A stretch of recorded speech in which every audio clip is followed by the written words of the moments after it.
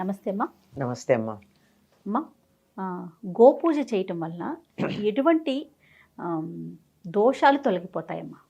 అమ్మా మీరు ఎలాంటి ఫలితాన్ని ఇస్తాయి? అమ్మా మీరు ఆధ్యాత్మికంగా అడుగుతున్నారా, లౌకికంగా అడుగుతున్నారా? మీతో నేను ఆధ్యాత్మికంగా అడిగినా లౌకికంగా అడిగినా రెండు విధానాలు చెప్తారమ్మా మీరు. ఇందులో రెండు ఉన్నాయి, అందుకు నేను చెప్పేది. అవును అవును. ఆధ్యాత్మికంగా గనక అయినట్టయితే గోవు అన్ని అన్ని పశువుల్లాగా పుట్టింది కాదు. పశువులన్నీ ఒక రకంగా ఉంటే జంతువులు అని చెప్తామే, అలా పుడితే గోవు మాత్రం ప్రత్యేకమైనటువంటి పుట్టుక కలిగింది. కామధేనువు, సురభి ఇలా ఉన్నాయి. అంచేత దానికి అది ప్రత్యేకమైంది గనక దాన్ని జంతువుగా మనం పరిగణించడానికి వీల్లేదు. దేవతలు మనకు ప్రసాదించినటువంటి ఒక వరంగా భావించి దాన్ని పూజించాలి అని చెప్తారు. గోమాత అంటాం. అదేంట మనకున్నటువంటి తల్లుల్లో కన్న తల్లి ఒకటి మాత, తర్వాత గోమాత, గీతామాత, గంగామాత, వీటినే మనం మాత అన్న పేరుతో పిలుచుకుంటూ ఉంటాం. ఎందుకు అంటే మళ్ళీ మనం మామూలు లౌకిక విషయానికి గనక వచ్చేసినట్టయితే తల్లి పాలు ఎలా ఉంటాయో ఆవు పాలు కూడా అలాగే ఉంటాయి. అంతే శ్రేష్టమైనటువంటివి. ఏ ఆవు? దేశీయమైనటువంటి ఆవు. దేశీయమైన ఆవు, దేశీయం కాని ఆవు ఏమిటి అంటే సంకరజాతి కాదు అనడానికి మూపురం ఉంటే దేశీయమైన ఆవు. ఇది కూడా 84 జాతులు ఎన్నో ఉండేవిట మనకి, సంఖ్యదు మర్చిపోయాను కానీ ప్రస్తుతం కొద్ది జాతులే లభ్యమవుతున్నాయి మనకి బాగా తెలుగు వాళ్ళకి తెలిసింది ఒంగోలు జాతి ఒకటి, గిర్ ఒకటి, కపిల ఒకటి, ఇలాంటివి చాలా ఉన్నాయి. వాటిల్లో శ్రేష్టమైనటువంటివి ఈ జాతులన్నిట్లోనూ గనక చూసినట్టయితే వీటన్నిటికీ ఉన్న సామాన్య లక్షణం ఏమిటంటే మూపురం ఉండడం. ఈ మూపురం ఉండడం ద్వారా ఆవు చేసే పని ఏమిటంటే సూర్యశక్తిని నేరుగా మూపురం నుండి గ్రహిస్తుంది. అది సౌరశక్తి. ఆ సౌరశక్తిని గ్రహించి అది తన పాలల్లో తీసుకుని దాన్ని, అది కూడా సౌరశక్తి ఎట్లా గ్రహిస్తుంది? హిరణ్య కిరణమో ఏదో చెప్తారు దాన్ని, అంటే బంగారు రంగు ఉన్న కిరణం, దాన్ని గ్రహించి దాని పాల ద్వారా మనకు అందిస్తుంది. అందుకే ఆవు పాలు కొంచెం లేత పసుపు రంగులో ఉంటాయి. మన శరీరానికి ఒక మానవ శరీరానికి ఎంత బంగారం కరిగించుకుని మనం తీసుకోగలమో ధాతువు అంత పాలల్లో ఉంటుంది. అందువల్ల ఆవు పాలు శ్రేష్టం. పైగా సూర్యశక్తిని గ్రహిస్తుంది గనక, మనకి సూర్యుడు ఆత్మకారకుడు గనక ఆవు పాలు తాగినంత కాలం మన జాతి తలెత్తుకుని చాలా గర్వంగా ఉంది, ఆత్మగౌరవంతో ఉంది. ఆవు పాలు తాగడం మానేసాక మనం జీ హుజూర్, ఎస్ సార్ అంటూ ఇతరులకి బానిసత్వానికి లోబడిపోయాం. ఇప్పటికి కూడా మనం స్వతంత్రంగా ఉన్నామని చెప్పగలమా అమ్మ? ఎన్నో విషయాలకు బానిసలం. అవునమ్మా. అది కాక నేను భారతీయుణ్ణి తలెత్తుకుని గర్వంగా చెప్పగలిగినటువంటి, మనస్సులో అనుకుంటూ పైకనడం కాదు, అలా అనుకుంటూ చెప్పగలిగినటువంటి మానసిక దార్ఢ్యం ఎంతమందికి ఉంది? అది ఆవు పాలు తాగడం వల్ల వస్తుంది. ఆ హిరణ్యకేతు కిరణం అంటారు అది. అలాంటిది ఇది మనకు మామూలుగా కనపడేటటువంటి విషయం. దీన్నే ఇట్లా చెప్తే, ఇంత శాస్త్రీయంగా చెప్తే మనకి ఏమిటోలే వాళ్ళు చెప్తున్నారు అనిపిస్తుంది. అందుకని సమస్తమైనటువంటి దేవతలు ఆవు శరీరంలో ఉన్నాయి అని చెప్తారు. ఈ వివరాలు నేను మీకు చెప్పను. కారణం ఏమిటంటే ఒక పురాణంలోనూ ఒక పురాణాలు కొద్ది తేడా ఉంది.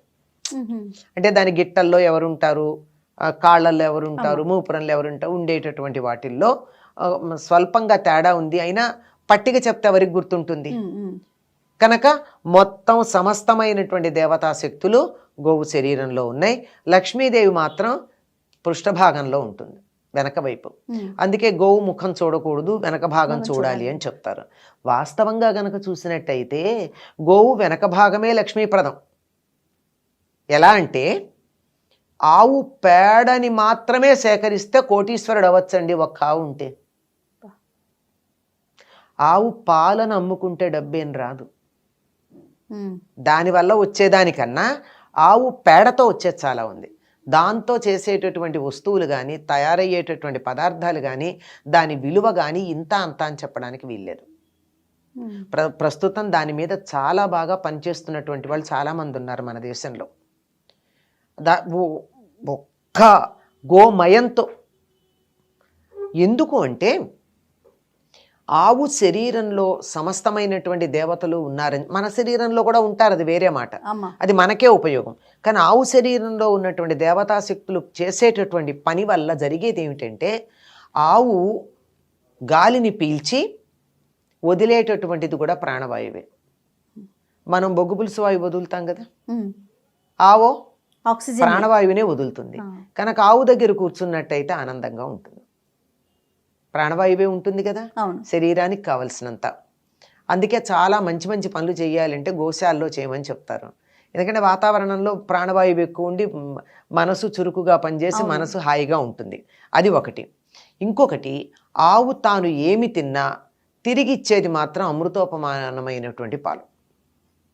అంటే అందులో ఆవుకి విషం పెట్టారనుకోండి, ఏదో టాక్సిక్ చచ్చిపోయేది కాకుండా హాని కలిగించే పదార్థాలు ఆవుకి పెట్టారనుకోండి, అదే గేదెకైతే పాలల్లో వస్తాయి.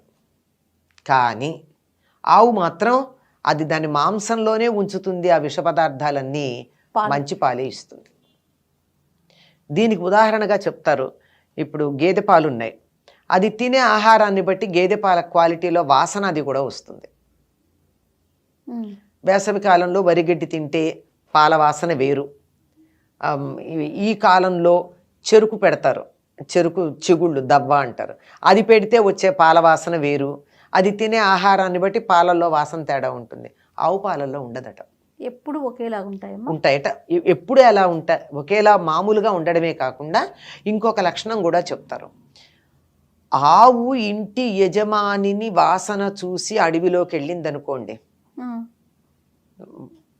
మెయ్యడానికి, మేతకి, ఈ యజమాని శరీరంలో అనారోగ్యం ఏదైనా ఉంటే దానికి తగిన మందు ఎలా కావాలో తత్సంబంధమైన ఔషధాన్ని తిని వచ్చి పాలిస్తుందిట. ఆ పాలు తాగితే ఆయనకి రోగం తగ్గుతుంది. అంటే ఇది నమ్ముతారా అంటే నమ్మచ్చు అని నాకు ఒక ఆధారం కనపడింది. ఎట్లాగంటే, ఇప్పుడు ఒక తల్లి ఉంది, బిడ్డకి పాలిస్తోంది. తల్లి దగ్గర నుంచి వచ్చేటటువంటి పాలు బిడ్డ అవసరాన్ని బట్టి మారతాయి. ఇద్దరు పిల్లలకి తల్లి పాలిచ్చింది అనుకోండి వేరే వేరే సమయాల్లోనే, ఒక బిడ్డకి ఇచ్చేటప్పుడు పాలల్లో ఉండేటటువంటి కాంపోజిషన్కి ఇంకొక బిడ్డకి పాలు ఇచ్చేప్పుడు ఉండే పాలల్లో ఉండే కాంపోజిషన్కి తేడా ఉంటుందిట. బిడ్డ స్పర్శ వల్ల ఆ బిడ్డకి ఎటువంటి పాలు ఇస్తే సరిపోతుందో తల్లి బాడీ కనుక్కుని తయారు చేస్తుంది ఆటోమేటిక్గా. దాన్ని ఏమంటారు, కస్టమ్ మేడ్ మిల్క్ అంటారు. అంతే. అదేవిధంగా యజమానికి కావలసిన, నాకు ఇది పోలికతో నిజమేనేమో అనిపించింది, యజమానికి కావలసినటువంటి ఆహారాన్ని తనేది తిని ఇచ్చిన పాలతడికి సరిపోతుందో వాటికి సంబంధించినటువంటివి ఆహారం తిని వస్తుందట. మరి గోవుని మరి దైవం అనాలా మరేమనాలి? ఇట్లా గోవు గురించి మనం చెప్పుకుంటూ కనుక వెళ్ళినట్టు అనేక విశేషాలు ఉన్నాయమ్మా. ఇంకా గోమూత్రంతో తయారు చేసేవి చాలా ఉన్నాయి. గోపంచితం అంటాం, అలాగే గోమయం అంటాం. గోమయం కూడా పురుగులు పట్టదటమ్మా సాధారణంగా.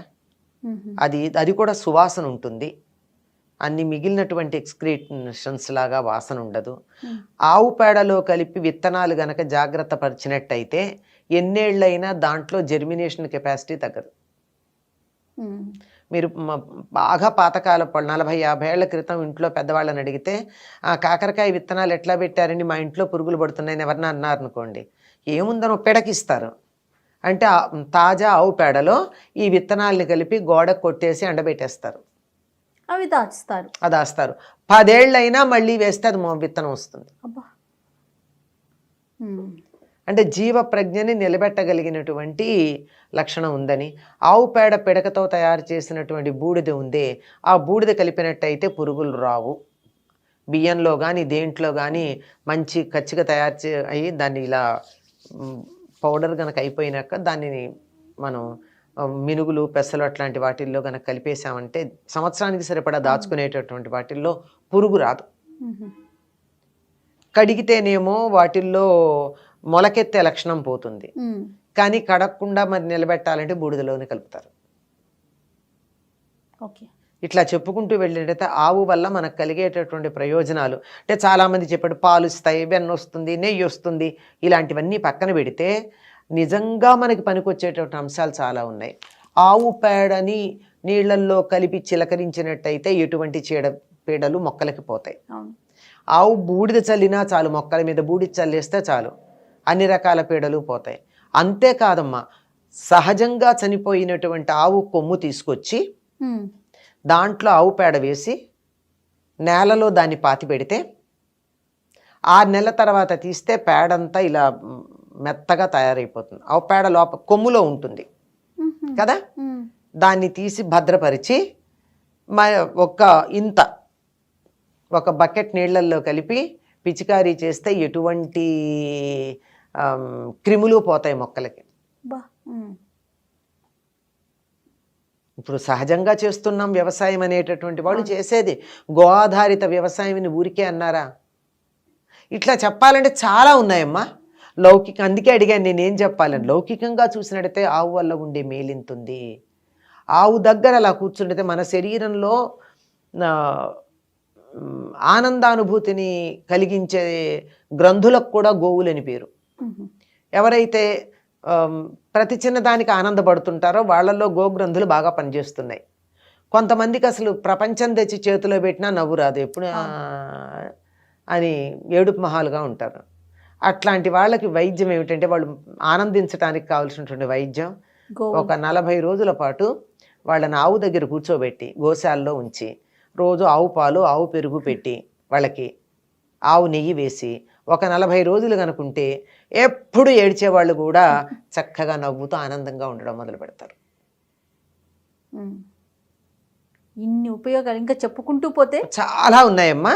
ఊరికే మనం మామూలుగా అందరూ చెప్పేవి కాక కొన్ని ప్రత్యేకంగా ఉన్నటువంటి కొన్ని చిన్న విశేషాలు చెప్పాను. గోవుని గనక మనం ఆరాధించినట్టయితే తప్పనిసరిగా సంతానం కలుగుతుంది. సంతానం లేనటువంటి వాళ్ళు గోవును ఆరాధించమన్నారు. గోవును ఆరాధించడం అంటే వెళ్ళి దాని మొహాన్ని ఇంత పసుపు కుంకం పెట్టి మెడలో దండలేసి అది బెదిరి పారిపోతూ ఉంటే కాదు, అది కాదు, అసలు అది పూజ కానే కాదు. అలా చెయ్యకూడదు, చాలా తప్పు. దాన్ని భయపెడితే పూజ ఏంటమ్మా? దానికి నచ్చే పని చేయండి. చక్కని పచ్చికి ఇవ్వండి, దాని గంగడోల దగ్గర ఇలా నెమ్మదిగా రాయండి, అలా వీపు భాగాన్ని అలా నివరండి, దాన్ని చక్కగా దగ్గరగా కూర్చోండి. ఇప్పుడు క్యాన్సర్ పేషెంట్లకి క్యాన్సర్ తగ్గడానికి కౌహగ్ అని చెప్పి విదేశాల్లో చాలా పెద్ద ఒక కార్యక్రమం పెట్టారు. ఇన్ని నిమిషాలు ఆవుని కౌగిలించుకుని పెడితే ఇంత డబ్బు అని చెప్పి పెట్టి మనకు అందుబాటులో ఉంది కదా, దాని విలువ మనకి తెలియదు. అంతేనమ్మా, అది నిజమే. ఇలా చెప్పుకుంటూ పెడితే ఎన్నున్నాయో చెప్పలేం. చాలా సంతోషం అమ్మ. గోవుని గౌరవిద్దాం, కాపాడుకుందాం. నమస్తే.